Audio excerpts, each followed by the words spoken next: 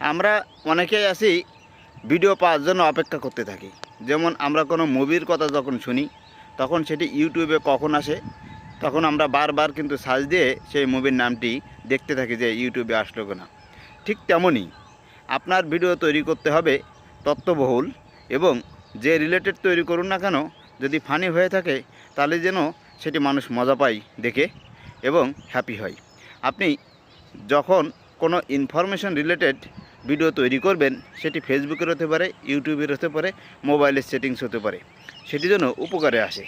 এমন একটি সেটিংস দেখালেন সেটি দেখা যাচ্ছে মোবাইলেই নাই, বা অনেক মোবাইলে আছে অনেক মোবাইলে নাই, কিন্তু আপনি ঢালাওভাবে সেটি দেখাচ্ছেন, মোবাইলের নাম বলছেন না কোন মোবাইলে এটি আছে।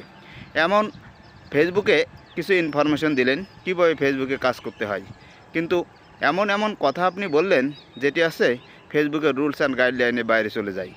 সেভাবে মানুষ দেখা যাচ্ছে মোটিভেট না হয়ে ডিমোটিভেটেড হয়ে গেল। দেখা যাচ্ছে ইউটিউবের এমন এমন সেটিংস বা এমন এমন তথ্য আপনি দিলেন যেগুলো আছে ইউটিউবের রুলস অ্যান্ড গাইডলাইনের বাইরে যায় এবং মানুষ বিভ্রান্ত হয়ে গেল। তাহলে আপনার ভিডিও পাওয়ার জন্য মানুষ কিন্তু অপেক্ষা করবে না। এই জন্য লক্ষ্য রাখতে হবে আপনি যে ভিডিও তৈরি করুন না কেন সেটি যেন মানুষের পছন্দনীয় হয়। মানুষের উদ্দেশ্য করেই আপনাকে ভিডিও তৈরি করতে হবে। আপনি যদি ভুলভাল ইনফরমেশন দিয়ে ভিডিও তৈরি করেন তাহলে প্রথমবার দ্বিতীয়বার একটা দুইটা ভিডিও মানুষ আপনার দেখবে।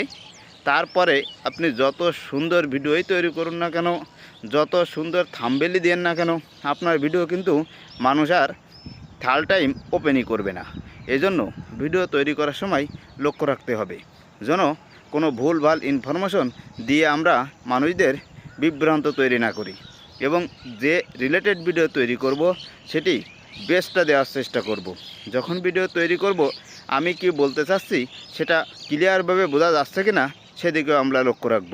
কারণ আপনার ভিডিওটি অন্য একজনের কাছে যাবে, সে দেখবে, তার কাছে যখনই ভালো লাগবে সে আপনাকে ফলো করবে বা সাবস্ক্রাইব করবে।